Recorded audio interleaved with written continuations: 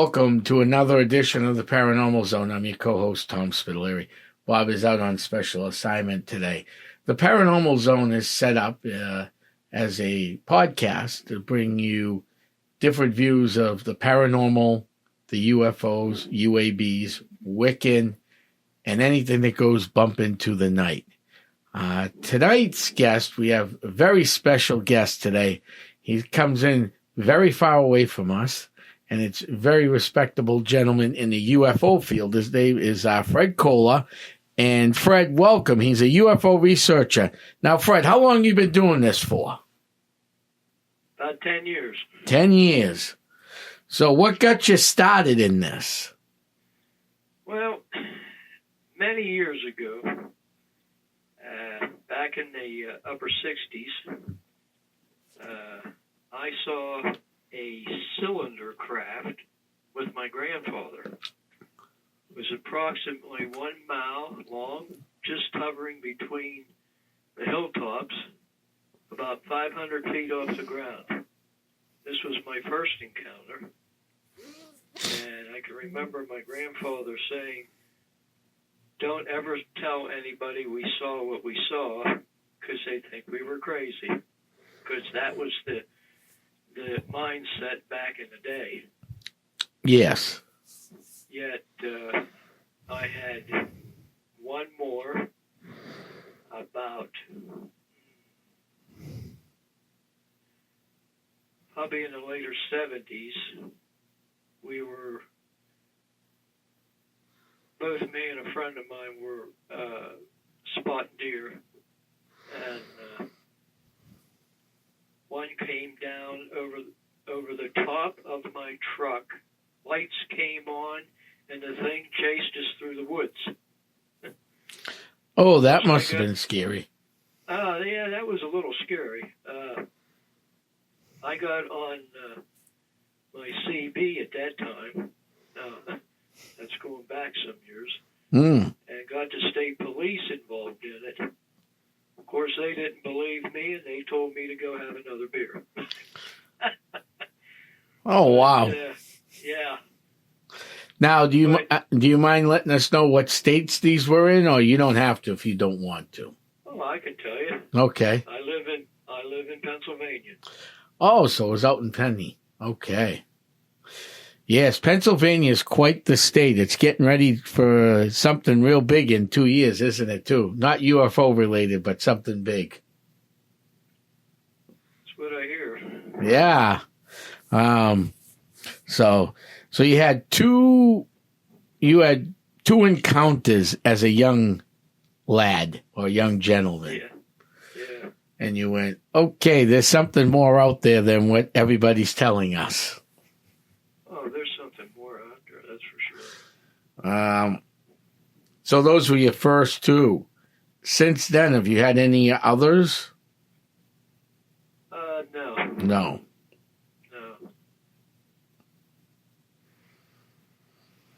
So you were young, and that's when you, so when did you start this? After the first encounter researching, or the second encounter, or much later?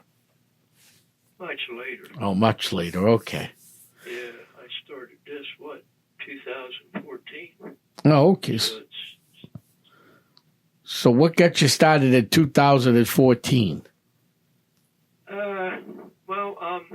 Basically, as we just discussed prior to getting online here, I am a science fiction fan, and going through the internet, I run across a organization that does this stuff, and I thought, wow, this would be grand to get involved in investigating these sightings, before I would see things that the public isn't seeing. That's what started it. Okay. And from that point out, I've done about 130,000 cases. Wow. So by now you've become a UFO expert. More or less. Wow. And these cases are, I imagine, all over the world, not just Pennsylvania, correct? Correct. Now, how many? Okay, so we keep this show apolitical. I just let all my guests across the world know that. But back, oh God, 2-3 years ago. No, actually longer than that. Sorry, he's been in office 4. So about 5, maybe 6 years ago, former president, now soon to be elected, he's now reelected, but he's not sworn back in yet. Donald Trump wanted the government to release a report on UFOs. Now they're calling them UABs. I will always consider them UFOs. UFOs too. What do you think about that report? And we're not talking political. I'm just talking about the meat and potatoes of that. You must have read the report like I did years ago. Honestly, yes. I did not see the report yet. The last report I've seen coming from him is he's going to tell everybody about the drones. Okay. But whatever he comes up with, I'm sure will be truthful in his mind. So the report released by the United States government at the first report that I actually had somebody on a UFO guy I know locally up this way. I didn't, yeah. There was 126 sightings since the 60s that they could confirm. That was the original. Then it went up to 190. Now it's over 200. I don't know what the other report. I haven't read the third one yet. But the first one said 126 reported sightings since the 60s. And that would have been President Trump's last term. He was going out. I think that was released in November before he left office. So that would have been 2000 and what are we right now? 25. So 21. Around 2021 November. What do you think about that number? I think that's ridiculous and absurd. Yeah, I do too. Put it together. I've done over 130,000 cases. Out of those 130,000, I may have had 5 hoaxes. So the rest of them were either unknown or information only. But they're out there. Oh, they're definitely out there. I mean, I've seen them. And there was a lot of unknown that we just couldn't explain. Right, so you keep it as unknown. Yep. I mean, that's what even, I mean, when you look at the whole field of what we call the paranormal, you're in the UFO end of it. I mean, you take places like the Bridgewater Triangle, the Pacific Ring of Fire. Well, not so much the Pacific Ring of Fire because that's out in the ocean, but the Salem, the big one, the Ossipee Triangle, the Bennington Triangle. You got one out in Pennsylvania. I forgot the name of that one. There's always UFO, Bigfoot, and paranormal in one area. Do you believe they all go hand in hand, or is this just a coincidence? I would think it would be just a coincidence. Okay. All right. Well, that's what makes you think that would be a coincidence then? Well, I'm not a big believer in Bigfoot. Okay. I've never seen one. I mean, I know people that investigate them. Yeah. Hand over fist, but right. I have done a grand many abductions. Mm-hmm. So between them and UFOs, they're all over the place. They're just not in one area. Right. Well, that's a very interesting take on the So how many cases are you, we got that one done. Are abductions more common than we think? A great deal so. I mean, they don't outweigh sightings by a long shot, but there are quite a few. Mm-hmm. Now, in all these cases that you did, obviously we keep everything top secret, but how many out of 130 some odd thousand cases, how many of them were abductions? Can you at least give us that number, or roughly? You said it from 100 to 1,000? No. The number of cases that you've investigated, all the cases, you said that, how many of them were abductions off the top of your head? You don't have to be, that's a lot of cases, and we didn't prep you for that one. You don't even have to answer it if you don't want to. Over 100. Over 100. So this is, so this is more common than we think. Yeah. So obviously when people see a UFO nowadays, especially with the internet, they like putting pictures out there. So you're going to see probably more of those. But abductions, it's obvious to me it happens. We know it happens. But they don't get out there. Is the reason for that because these people are afraid of what their co-workers and family and friends are going to think? Well, that could be a possible exception. Yet these people are taken so quickly that I don't believe they get the time to take any pictures. And what you end up with is sketches. Mm-hmm. I did an abduction case in 2015 that was in let's just say Uniontown, PA. Okay. It has been filmed and is on Hulu, I believe, on their X site. Okay. So if you want to get on there and watch it, you can. But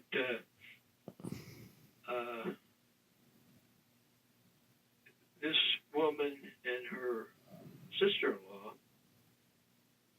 were on their way to a birthday party, and they cut through the woods.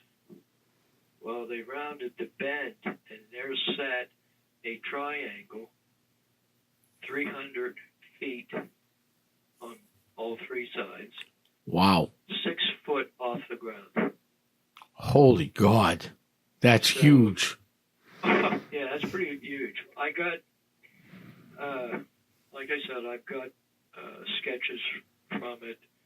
We had a professional artist come in and draw something up, which thing looks just awesome. But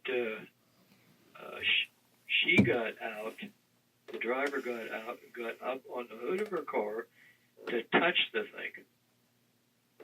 And at that point, they both were taken. So a trip that usually would have taken them, say, 20 minutes to get to this house, by the time they got there, 3.5 hours had went by. So they had lost time. She had an implant in her leg. I got pictures of it, but we weren't lucky enough to get the implant. As soon as she kind of popped it out of her leg, it just disintegrated on the table. Like a self-destruct mechanism. Yeah, something like that.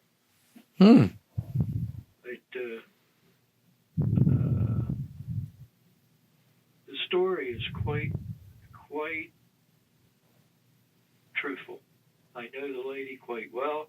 We have been talking for 10 years, and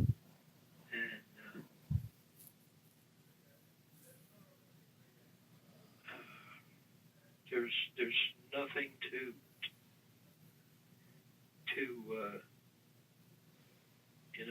put the case into another class.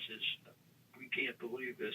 There's too many truthful and investigative issues that we came across. Right. Now, when she saw this UFO and she put her hand out to touch it, did it have a whole bunch of lights on the bottom of it? Did one she say? On each point. Oh, only one on each point. Okay. Yeah, one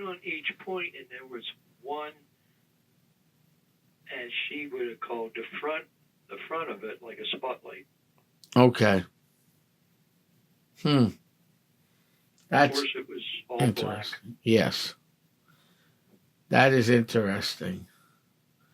Because, I mean, I've seen a few things that come close by. So one night we're up on this windy road in New England. Believe it or not, we have windy roads on our coast. Okay. One side's marshlands, the other side's the ocean. It's basically Route 1A heading to Portsmouth by the back way instead of taking I-95. If you're familiar with, Rye Beach area. And there was 3 of us in the car. And the car was driving at a sunroof at the time. If I could have reached out, I could have touched the thing. This thing flew over my car. The thing must have only been about maybe 8 feet over my car, if that even.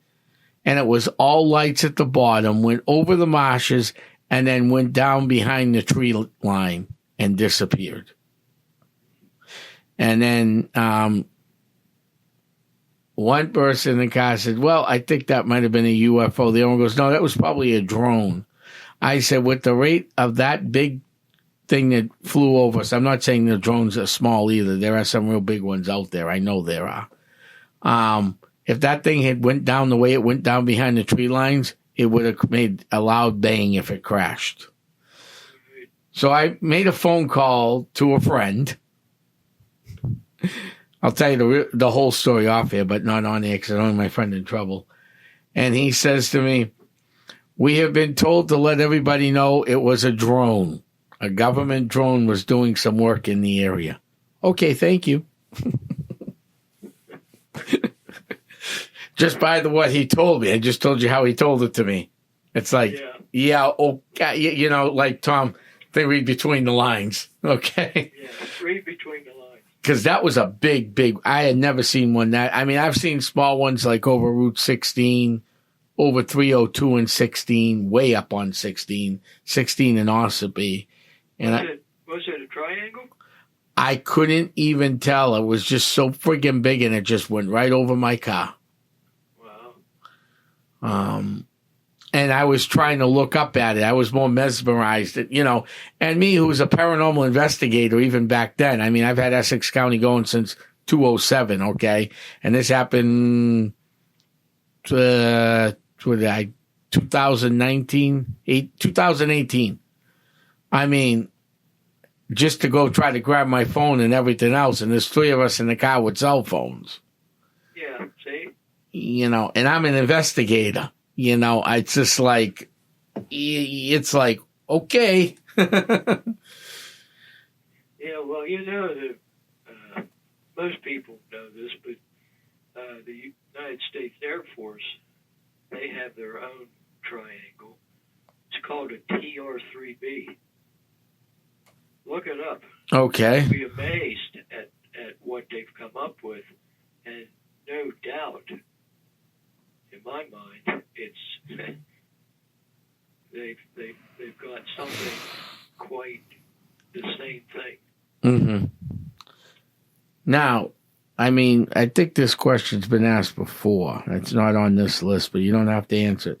You think our government has a space defense system set up just in case for an outside possible, we'll use the word alien invasion? Well, didn't Trump want to get something like that going? He does, yes. In his last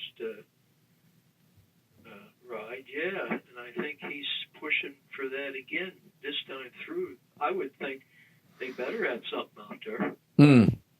You know what I did find interesting? I also run a cemetery, okay? And this isn't UFO related, but it kind of... So every year we do a Wreaths Across America, which is celebrating our veterans, okay? Navy, Army, the Marine, your usuals, your POW, there's a wreath race for them and everything, right?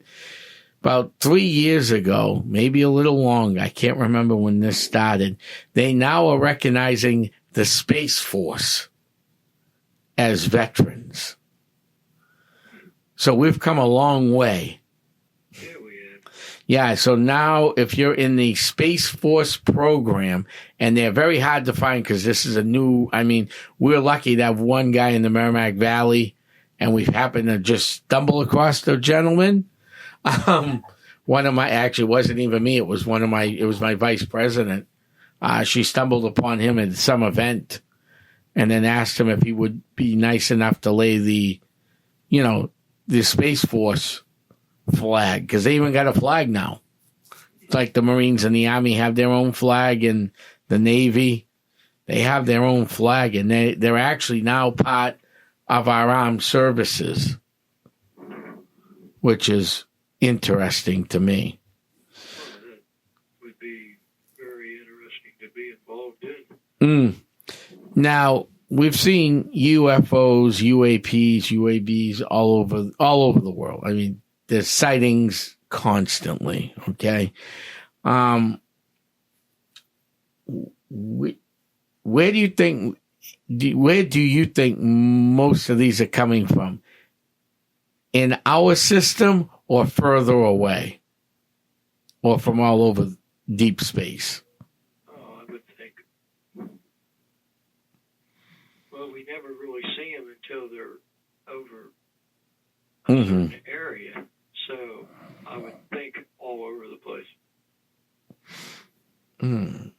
And I know you've done research on UFOs. Have you ever done anything with the alien stuff or no? The abduction? Yeah. Oh, the abductions? Yeah. Okay, so with the abductions, I know there are lizards out there is one of the main ones. Reptiles, okay. What are some of the other alien species that people have told you about? Oh, hybrids. Of course, the grays. So we got hybrids, we got grays, and we got reptilians. We got jellyfish. We got.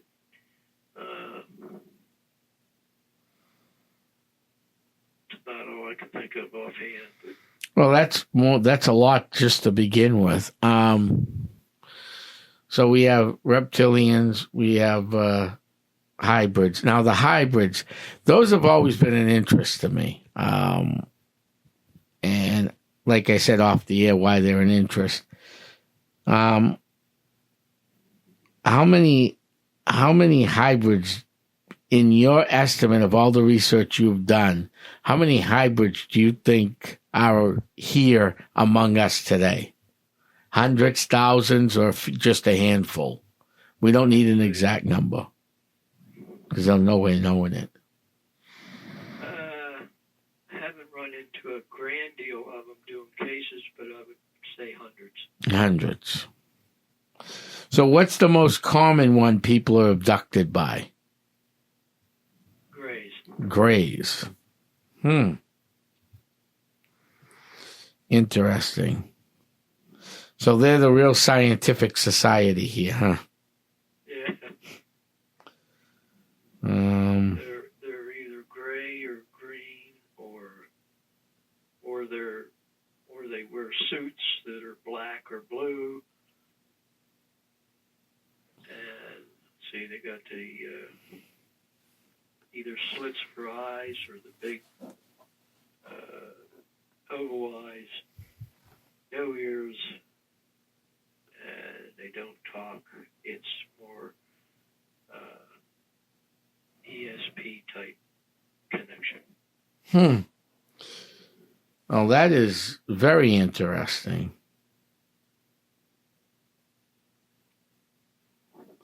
So, from your research, and you've done a lot of research, a lot more than I ever have in the UFO end. There was this thing from you. What do you? Okay. What do you think? What do you think the extraterrestrials are trying to accomplish here?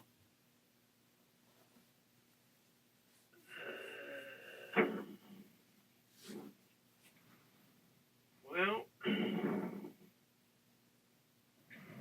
they've been watching the military. they're definitely watching our power plant installations Mm-hmm. as well, learning ways that we reproduce and other scientific issues that are a little bit beyond what we're talking about. Yet,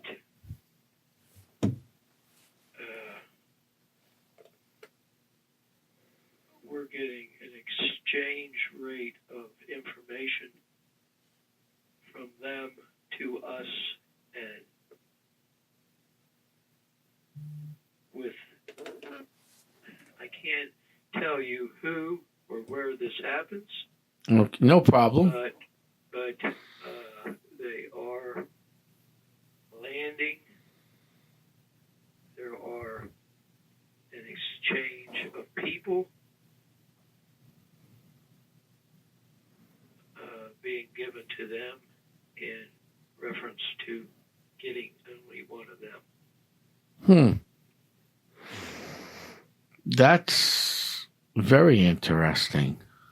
I was just told that about not too long ago by a certain person. By a very important person, obviously. Whose credentials are very high. Mm-hmm. So my little research, because like I said, I investigate a lot in here, in around where I live in New England, okay? And some of them are called like the Ossipee Triangle, for example, okay? So for our listeners, just briefly, I'm going to briefly, because we're keeping this strictly UFOs tonight, okay? Goes from Salem, New Hampshire to Jackson, which is just south of Berlin, down along the coast, more or less, to Rochester, and then back to Salem, New Hampshire. In there is the Ossipee Mountain Range, which is volcanic, okay? And if you dive Snake Lake, like the Snake, and there's some underground caves in that area, and there's some great cave art of stuff flying, landing in the water and leaving the water, okay? See the water lines, and then this round circular thing either landing in or coming out. Geographically, this has been proven, okay, that the Ossipee Mountains are volcanic mountains. That's why they're more dangerous than harder to climb than Mount Washington, which is over 4,000 feet. These are like 1,400 feet, but they go straight up. Okay, so they're harder to climb, but they're former volcanoes.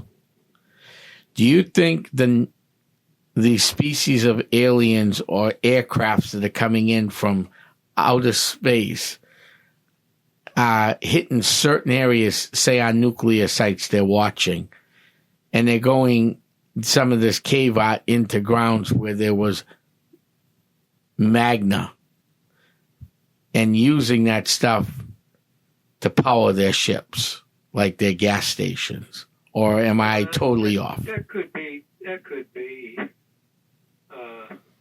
I've done a lot of UFO cases that I've got pictures of the UFOs going down into the volcanoes. So they're going in there for a reason. And I would think, we don't know. We don't know what liquid lava could do, because if we get too close, there's nothing left of us. Yeah, there's nothing left of us. But I've seen a lot of cases like that. But, oh, that's real interesting. Is that just makes me start thinking, like the Ossipee Triangle, there was actually, you got the Manchester Airport. One of our investigators, after I discussed this with them, told me that his father worked at the Manchester Airport. It used to be, I believe it was I got this written down, but I didn't think I was going to get into this conversation with anything, so I didn't. I believe it was a branch of the Army. They stored Army helicopters there, but I'm not sure. but it was a branch of our military that used to, before that became the airport, Boston Manchester Airport, was a military installation. And of course, my knowledge is on the East Coast, and we know Portsmouth has had a lot of sightings, Portsmouth, New Hampshire. And that is near the Pease Air Force. Now it's Pease Trade Port, but at one time it was an Air Force base, a very active Air Force base. So it leads me, just discussing this with you, that they are definitely watching our military for some reason, because there's a lot of active locations in and around our Air Force bases. And our airports. And airports, yeah. And the ones I told you about off air, which I'm not going to repeat their names, I'll use their business name, Starborn Support. They actually were military brats growing up. I didn't tell you that one. Their first one happened in Ohio, and then later on down the Bridgewater Triangle, right near where there's an Air Force base. And their father was in the military. So it's interesting that they're watching our Air Force and our military. I don't know why, though, but they are. That can be scary. Well, yeah, it's about the biggest area that you can see from the sky is our airports. Right. And of course, other issues all into play there too. Mm-hmm. Now, I just told you about our airports. I imagine where you come from in Pennsylvania, there are plenty of airports too. I don't fly over there. Now, have you heard of any reports near those airports? You don't even have to give the name of the airport. You don't even have to tell me if you don't want to. I just can't say anything right now. No worries then. That's what this show's all about. Sometimes we can talk and sometimes we can't. And our listeners understand that, because that's what we do with all our guests, and then 5 years down the road, we can talk about it. Yeah, true. And then go, oh, remember the interview 5 years ago, Tom? Yep, now I can talk about it. Okay, let's talk about it. And then we talk about it. With the current, hold on, okay. With the current awareness of UFOs, do you think we are getting closer to an answer with the UFOs? Absolutely. We got so much information, cases done, investigated. I mean, we have labs out there that are going through different metals and implants and X-rays. Yeah, I'd say we're getting closer. So I think we covered this one, but do you think in every society there's good, even in our own, there's good and there's bad, correct? Right. In every culture, in every country. So it would probably be understandable that there are good aliens and not so good aliens. Would that be a safe assumption? I would say so. So with that, what should people do? Oh, wait a minute. Hold on. No, not that one yet. Do you believe that any of these aliens pose a real threat to us? Right now? Yes. No. Okay. Well, that's good news. Yeah, I don't think we're going to be invaded. No. To that extent. Mm-hmm. Or they have done it by now. Well, I thought they did once before, didn't they? Not that I know of. Wait a minute. Oh, no, that wasn't it. That was War of the Worlds. I'm sorry, sir. My friend bought the rights to that for the local radio station. He's the only one that plays it around here. So on the night before Halloween, he always plays it. Good movie. Yeah, but that really caused a stir out there, didn't it? Yeah, it did. I mean, it changed the way we did radio and TV after that.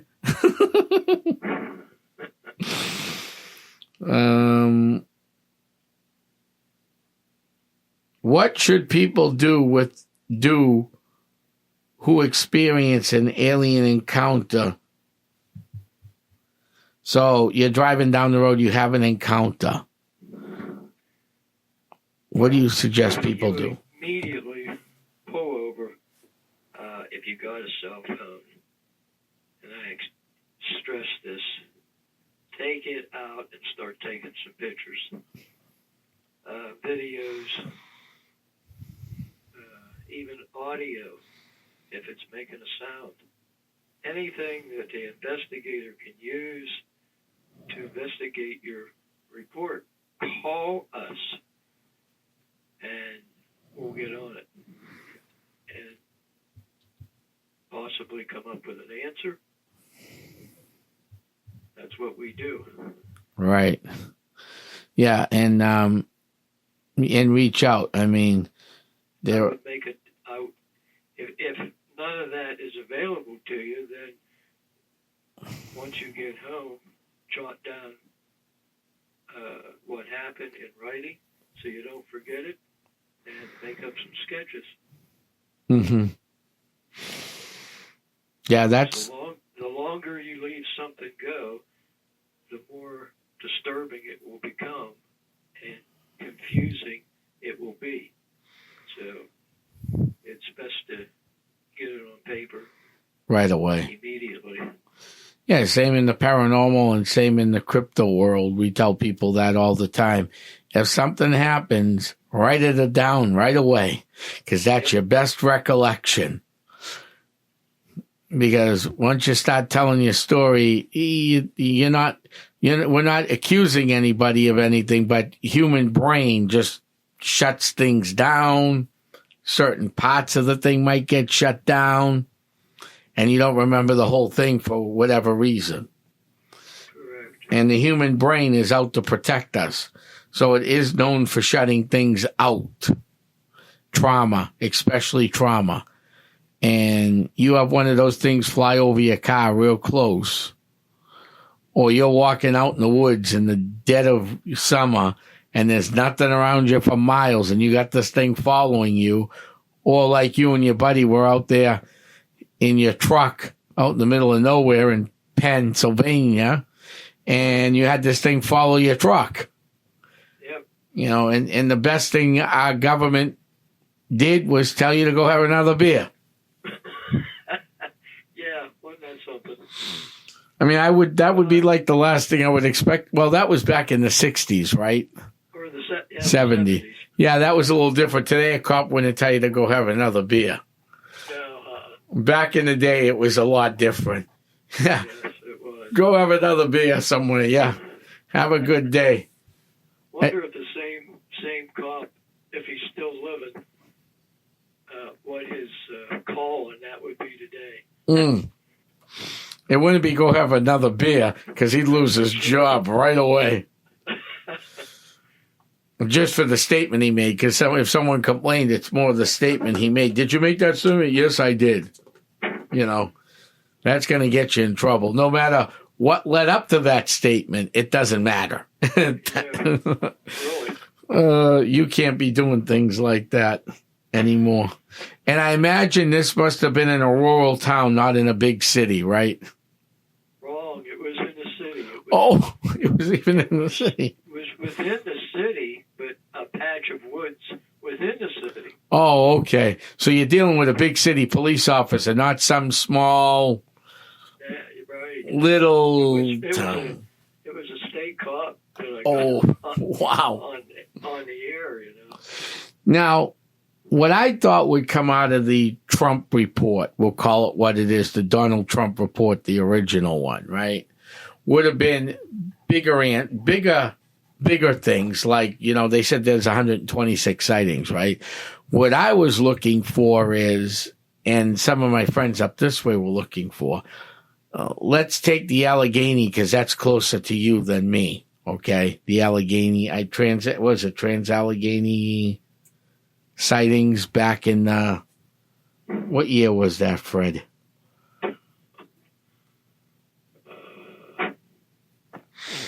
I can't remember now. But, or even the Benny and Bonnie Hill sightings up in the mountains of New Hampshire. It doesn't matter. What I was looking for was... We're all very well educated to that. Okay. Okay. So what I was looking for in this report, not so much the Benny and Bonnie Hill date, okay? Were there UFOs sighted before the Benny and Bonnie Hill incident, and were there any after? That's what I was looking for in that report, and that report didn't even give me that. That's what would be interesting to me.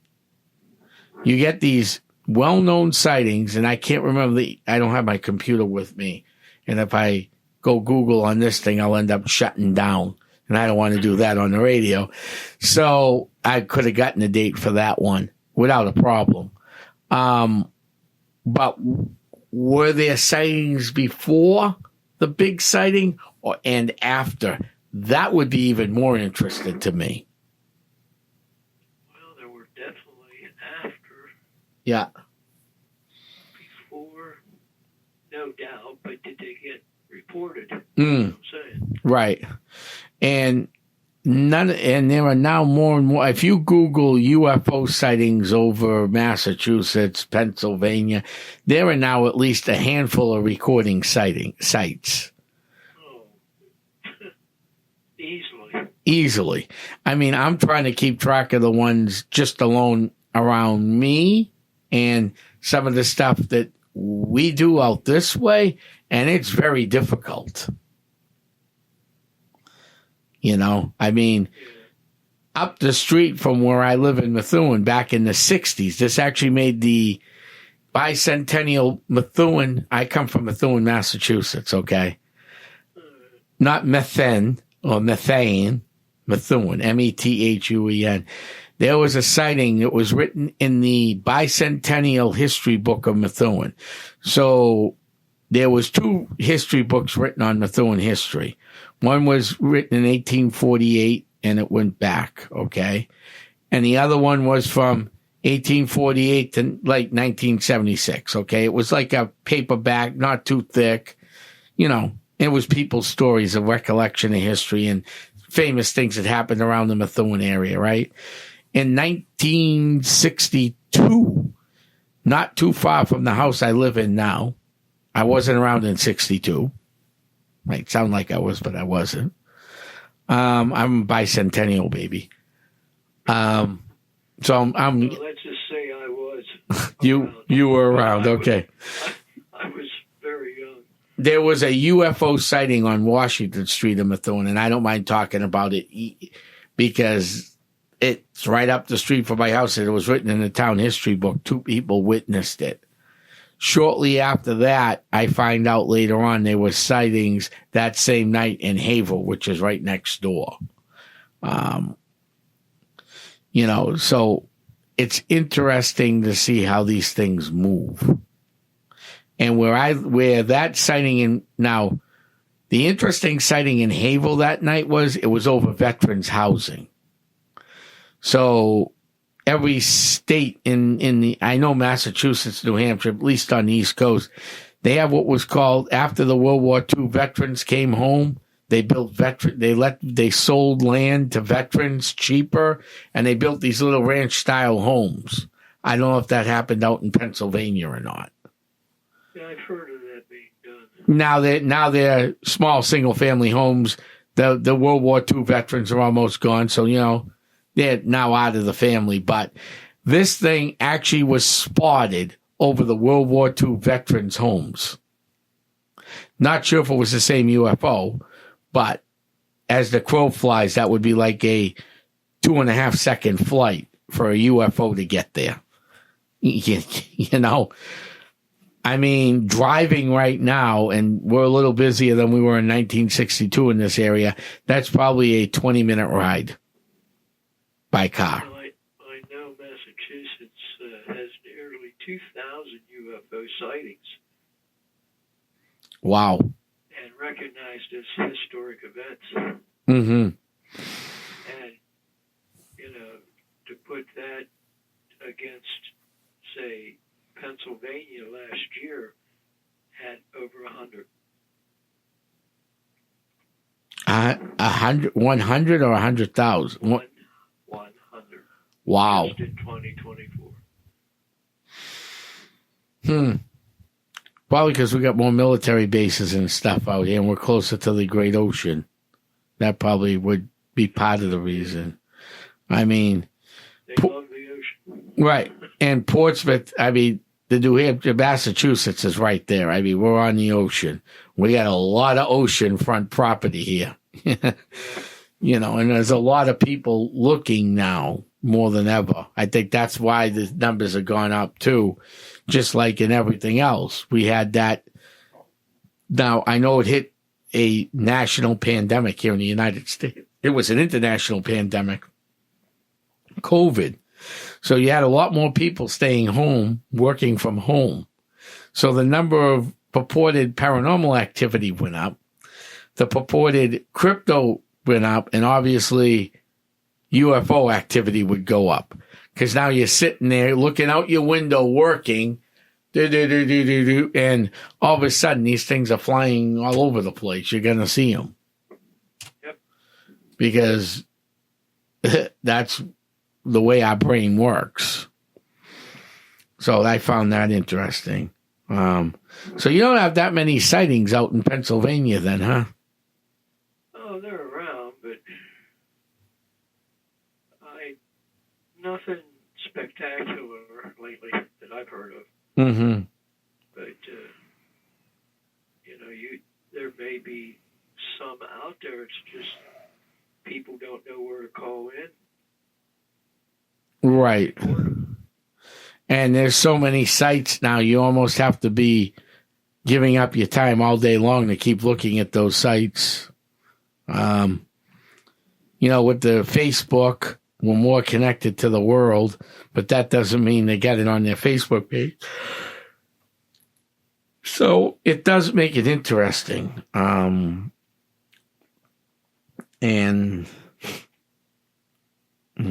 once you get a case to investigate, it takes usually about 3 days to get an answer for the people. Unless it's really in-depth. It may take 7, but figure it out. If you get dumped on, you'd be quite busy. Yeah, exactly. I mean, and that could easily happen too. Oh, very easily.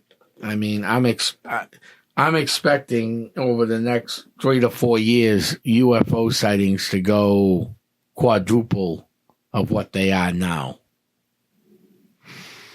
Throughout the country, that is, or the world. I'm not just saying, Massachusetts alone or New Hampshire or even Pennsylvania. The other thing, though, Pennsylvania, now correct me if I'm wrong because I've never been there, okay? This is just stuff I learned back in school. I've never been to New Hampshire, so we're even. Right. There's a lot of open space in Pennsylvania. Is that true? Yeah. So maybe that's the reason why you don't see as many. There's less people living there. Massachusetts, we're overcrowded. It could be. I mean, we put people in homes like sardines. They build these affordable units like, a building with 200 apartments in it. They build 4 or 5 of them right next to one another. So there's, 200, that's 1,000 people living in that apartment complex, roughly. Obviously, it's going to be more than that because you got families of 5, 2, 1, give or take. Yeah. But you have a lot of open space. Loads of empty space. And that would probably be the reason why your numbers are so low. Could be. And, of course, not everybody reports. What percentage do you think report?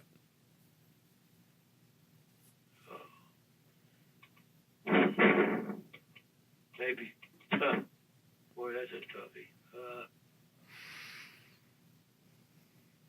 Pennsylvania, maybe 65%.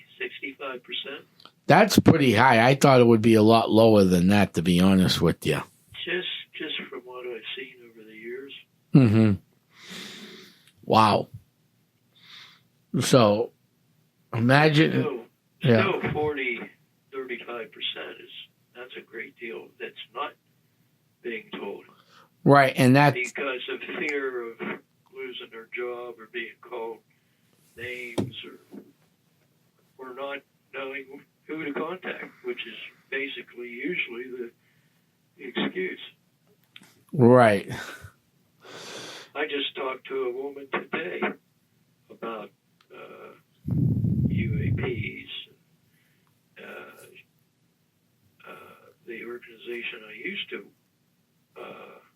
be affiliated with, she never heard of them, and they've been around for 60, 70 years. Oh, wow. Yeah, see, I think if you're not into that area of looking up, yes, or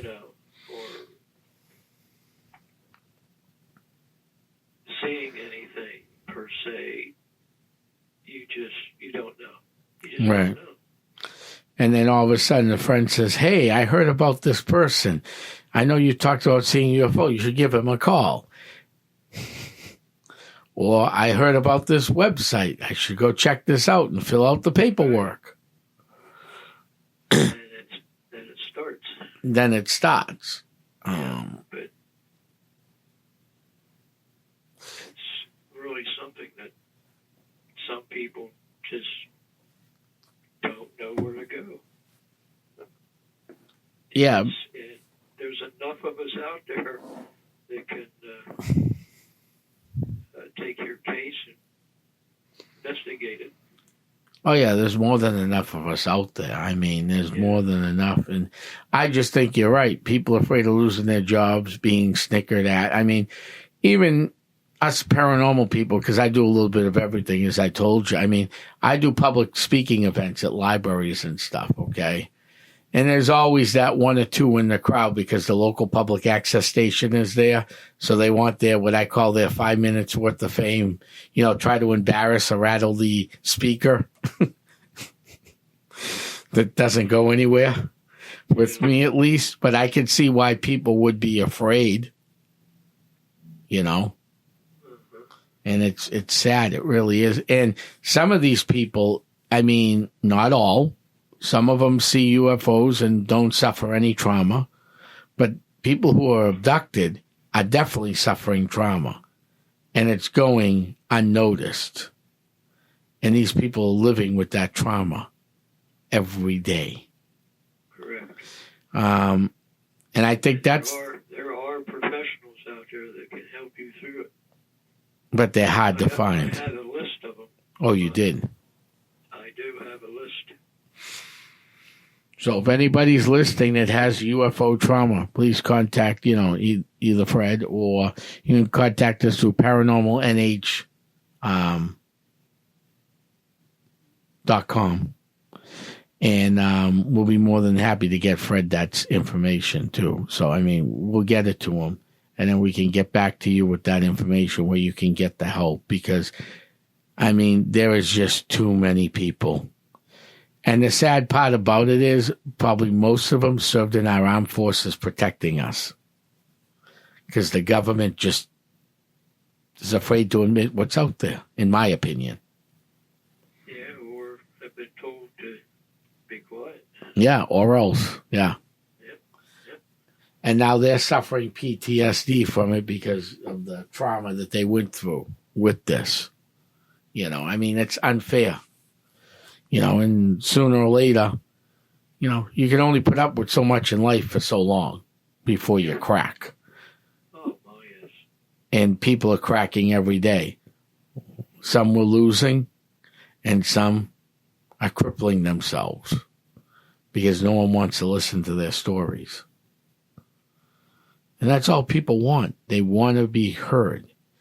We see that in the paranormal all the time. You get the calls. Abductees. Yeah. Abductees. Yeah, abductees. They're a good one for this. Yes. They live hell each day of their life. Mm-hmm. If they don't have somebody to explain it to and believe it. Yes. So, I know that. I've seen it personally. To help them through it. Listen to them. And so they can live their life, raise their families, and go to church, go to school, go to the beach, go to the mountains, just like you and I and everybody else does. Right. You know, and live their life because they're not living. I got a couple friends that were abducted, and they're not living. They're always looking up, always panicking. Uncle Sam's looking at them, or Big Daddy, or whatever you want to call the government. It's all the same to me. Yeah, they get paranoid, and they hide in their house. Yep, and then from that, other things start happening. Your health goes by the wayside because you're not exercising, you're not getting out there. Your mental health goes to crap because you're not getting out there talking to people because you're afraid. And every helicopter or plane that flies over your house is black. I mean, I believe there are people government officials that are visiting. And don't get me wrong, I do believe there are government officials out there visiting UFO contactees or abductees, whatever you want to call them. But I don't think every plane that flies over their house is going to be the government spying on them. But they're so panicked. And they're not getting the right help. And our government just sits there going, la-di-da-di-da-di-da. You know? Yeah, waiting for something big to happen or somebody to get killed over it. Or someone to go on a massive, spree or something. God help us all if that ever would happen. And then they go, oh, we should probably do something about this. Should have done it 20 years ago. I mean, but that's just the way, people are thinking. And it's really sad because a lot of these people are great people. I mean, if you want to see a sad story, check out the Travis Walton story. I mean, no one believed him. No one. No one. Yeah, no one. I mean, the sheriff wanted to put his friends up for hoaxes and murders and all this other stuff till he got back, charging them. There was no real evidence of foul play or anything. The guy was abducted, taken to wherever, scientific experiments, and they moved on and then brought him home. But that trauma has lived with that guy his whole life now. And it's sad listening to people. It doesn't matter what type of trauma it is. Trauma is trauma. And it's sad listening to all these people going, I'm afraid of this. I jump every time I see something. I see something weird in the sky. I go hide underneath my car. That's sad. People should be able to live and tell their friends, and their friends should show the respect. Even though if you don't believe in this stuff, just show your friend respect and listen, and don't tell them you didn't really see that. Because even in the paranormal, you know what you see. No one knows, you know what your two eyes are witnessing. No one can see it through your eyes. Only you can. So, now, Fred, we're coming to the end of this show. Can you believe it? Hard to believe it's been an hour. Yeah. We're going to have you back on for sure because there's a lot more questions. And if we get any questions from our guests, and hopefully we do at the Paranormal Zone, check us out. Send us questions. If you want to reach out to Fred, you can send. Fred, would you rather give them your info, or do you want us to screen through it before sending it to you? How do you want to do that? Screen it and send it to me. All right. So you can send it over to the Paranormal Zone, and we'll look at it, and we'll send it over to Fred and get back to you relatively quickly as we can. But remember, what are we looking for, Fred, when you email us that you saw a UAP or a UFO? We're looking for a good testimony. We're looking for photos, sketches, audio, video. Basically, that's about it. Witnesses, if you have any. Proof. Proof's the big thing. Anybody can call in with a story. It's the proof that's going to set you free. Make or break it. Right. So with that, guys, I want to thank you for coming on tonight. We greatly appreciate it. I know Bob did. I'm sorry, Bob had to miss this one. He was really looking forward to this one. I want to thank everybody who's tuned in from Europe, England, Asia, the Americas, New York, California, Pennsylvania. I want to thank everybody who tuned in tonight. Next week, we have another great guest. We'll see you soon. I'm heading back to my crypt. Good night, everybody, from the Paranormal Zone. Good night.